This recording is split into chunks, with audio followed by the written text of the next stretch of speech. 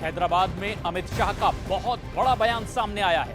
उन्होंने कहा कि मोदी जी पीएम का तीसरा टर्म भी पूरा करेंगे। 75 की उम्र के बाद भी पीएम बने रहेंगे मोदी। अमित शाह ने ये एक बड़ा बयान दिया है हैदराबाद में। दरअसल उनके सामने सवाल आया कि क्या 75 की उम्र के बाद प्रधानमंत्री पद पर नहीं रहेंगे नरेंद्र मोदी, और इसके जवाब में उन्होंने कहा कि अपना तीसरा टर्म पूरा करेंगे प्रधानमंत्री के तौर पर नरेंद्र मोदी।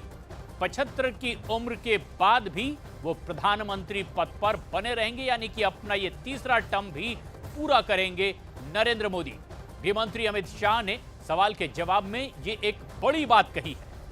दरअसल विपक्ष की ओर से भी यही सवाल खड़ा किया गया था कि 75 की उम्र पूरी होने वाली है तो क्या रिटायरमेंट होगा प्रधानमंत्री के तौर पर नरेंद्र मोदी का, और इसका जवाब अमित शाह ने दिया। हैदराबाद में उन्होंने कहा कि अपना तीसरा टर्म भी पूरा करेंगे नरेंद्र मोदी। भले ही 75 साल के हो जाएंगे, लेकिन उसके बाद भी अपने पद पर बने रहेंगे और बतौर प्रधानमंत्री अपना तीसरा टर्म भी पूरा करेंगे नरेंद्र मोदी। गृहमंत्री अमित शाह का यह एक बड़ा बयान। दरअसल यह सवाल तब सामने आया जब विपक्ष की ओर से यह सवाल खड़े किए गए। दिल्ली के मुख्यमंत्री अरविंद केजरीवाल अंतरिम जमानत पर जेल से बाहर आए और सबसे पहले उन्होंने यही सवाल किया। जवाब अमित शाह ने दिया। मोदी जी अगले साल 17 सितंबर को 75 साल के हो रहे हैं। बीजेपी के अंदर मोदी जी ने 2014 में मोदी जी ने खुद ने रूल बनाया था कि बीजेपी के अंदर जो भी 75 साल का होगा उसको रिटायर कर दिया जाएगा। सबसे पहले आडवाणी जी को रिटायर किया गया, उसके बाद मुरली मनोहर जोशी जी को रिटायर किया गया, फिर सुमित्रा महाजन को रिटायर किया गया, फिर यशवंत सिन्हा को रिटायर किया गया। अब मोदी जी अगले साल 17 सितंबर को रिटायर होने वाले हैं। तो मैं बीजेपी से पूछना चाहता हूं, आपका प्रधानमंत्री का दावेदार कौन है? केजरीवाल जी ने जो अभी कहा कि तानाशाह कहा है प्रधानमंत्री जी को और कहा कि लोकतंत्र खत्म करना चाहते हैं, और ये तक कहा कि जिस तरीके से उन्होंने लाल कृष्ण आडवाणी जी का भी नाम लेते हुए कहा कि जैसे उनकी राजनीति खत्म कर दी है, अगले 2-3 महीने में जो है योगी आदित्यनाथ जी की भी राजनीति जो है वो खत्म कर। चलिए, आपके अलावे ऐसी बातों को कोई नहीं मानता है। पहले एक बात समझ लो, उनकी बेस ये है कि मोदी जी को बदले जाएंगे। मोदी जी को बदलना ही नहीं है, मैंने स्पष्ट कर दिया। आप बैठ जाओ। अरे भाई, पहले मूल क्यों ऐसा बोले हैं कि 75 के बाद मोदी जी को बदलेंगे? वो तय हो चुका है, नहीं बदलना है। बैठ जाइए।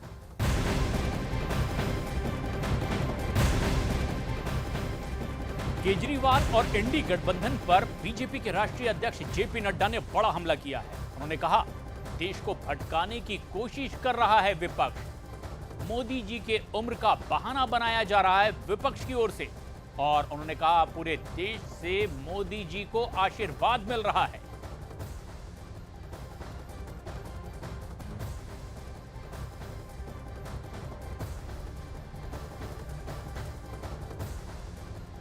उधर ओडिशा में प्रधानमंत्री नरेंद्र मोदी ने कांग्रेस पर जमकर हमला किया। उन्होंने कांग्रेस नेता मणिशंकर अय्यर के पाकिस्तान के पास एटम बम है वाले बयान पर भी पलटवार किया। प्रधानमंत्री नरेंद्र मोदी ने कहा कि पाकिस्तान के हालात तो ऐसे हैं कि वो बम नहीं संभाल पा रहा है और उनके बम को दुनिया में कोई खरीदने को भी तैयार नहीं।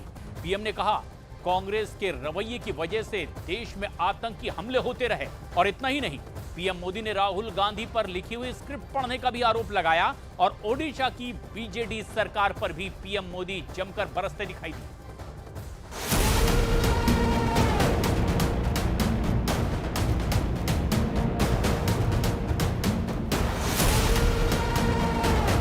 पीएम मोदी का कांग्रेस पर हमला। राहुल गांधी पर पीएम मोदी का हमला। बीजेडी पर भी जमकर बरसे पीएम मोदी।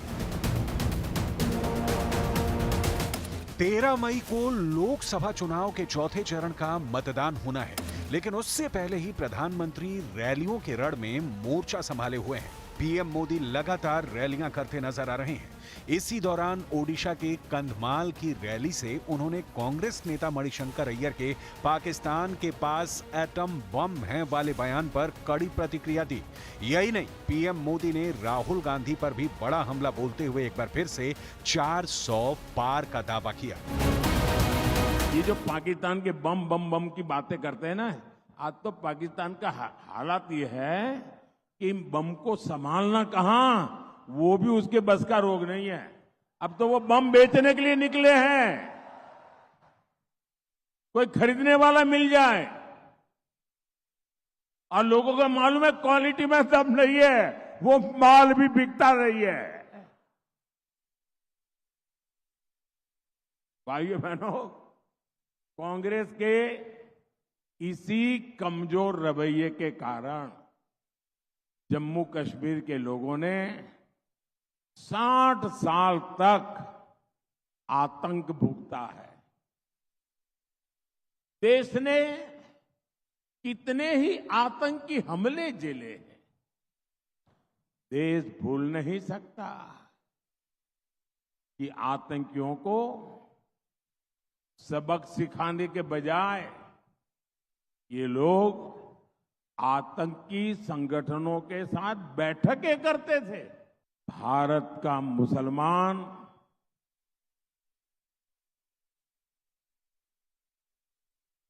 कांग्रेस की जो हरकतें हैं, उन हरकतों से वो इधर उधर जाएगा सब मानने की कोशिश मत कीजिए। और भाइयों बहनों, ये कांग्रेस के शाहजादे आए दिन बयानबाजी ठोक रहे हैं। आप उनके 2014 के चुनाव के भाषण देख लीजिए, 2019 के चुनाव भाषण देख लीजिए और 2024 के चुनावी भाषण देख लीजिए। वो ही स्क्रिप्ट पढ़ते जा रहे हैं और अभी चैलेंज कर रहे हैं, आप लिख के रखिए।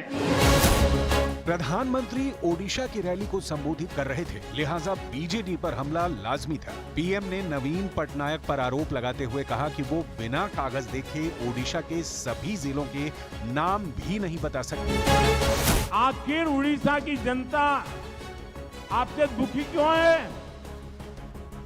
दुखी इसलिए है, जरा नवीन बाबू को कहीं खड़े कर दीजिए और उनको बिना कागज लिए उनको कहिए कि आप उड़ीसा के जिलों के नाम बोलिए और जिलों के कैपिटल के नाम बोलिए।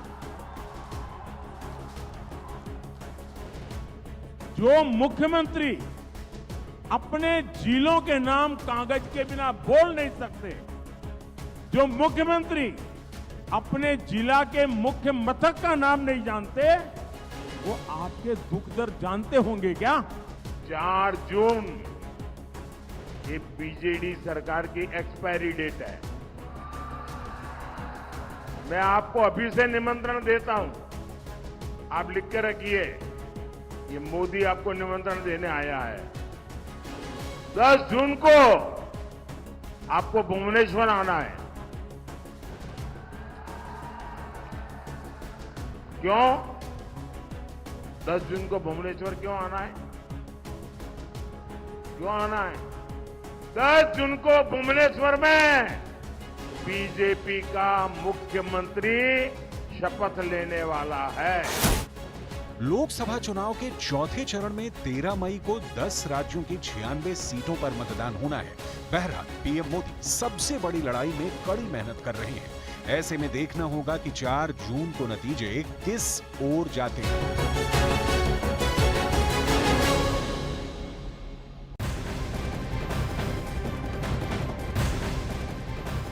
महाराष्ट्र कांग्रेस प्रदेश अध्यक्ष नाना पटोले के राम मंदिर पर दिए गए विवादास्पद बयान पर बीजेपी ने बड़ा हमला बोला है। बीजेपी ने राम मंदिर के शुद्धिकरण वाले बयान को आदिवासी समाज के अपमान से जोड़ दिया। बीजेपी प्रवक्ता सुधांशु त्रिवेदी ने कहा कि नाना पटोले का बयान राष्ट्रपति के दर्शन के एक दिन बाद आया है। कांग्रेस के ने शुद्धिकरण की बात कहकर आदिवासी समाज से जुड़ी राष्ट्रपति का अपमान किया है। श्री राम जन्मभूमि का शुद्धिकरण कराने की आवश्यकता है। महत्वपूर्ण बात यह है कि यह बयान उनका ठीक महामहिम राष्ट्रपति द्रौपदी मुर्मू जी के राम मंदिर में दर्शन करने के एक दिन बाद आया है। मैं कांग्रेस पार्टी और इंडी गठबंधन से पूछना चाहता हूं कि आप इस प्रकार से देश की प्रथम नागरिक और समस्त शेड्यूल्ड ट्राइब समाज, आदिवासी समाज का इतना घोर अपमान करने पर क्यों आमादा है? यह सीधा सीधा भारत के एससी और एसटी समाज का घनघोर अपमान है। शुद्धिकरण हम करेंगे और ये हमारा वक्तव्य नहीं है। हमारे देश के सनातन धर्म के हमारे मुखिया जो शंकराचार्य जी ने ये वक्तव्य को बार बार कहा है। और कांग्रेस पार्टी की सरकार, जो इंडिया आघाड़ी की सरकार आई, तो बिल्कुल मंदिर का शुद्धिकरण किया जाएगा, क्योंकि हमारे सनातन धर्म में घर में अगर माँ पिताजी कोई एक्सपायर्ड होते तो सर मुंडाना पड़ता है, पूरी विधियाँ होती है। लेकिन नरेंद्र मोदी जी ने वो न करते हुए जिस तरह से रामलला के प्राण प्रतिष्ठा की है, वो हमारे देश के हमारे शंकराचार्य ने भी उनका विरोध किया है। और शंकराचार्य जी के विधि के आधार पर हम राम दरबार वहाँ पर बिठाएंगे, ये हमारा संकल्प है।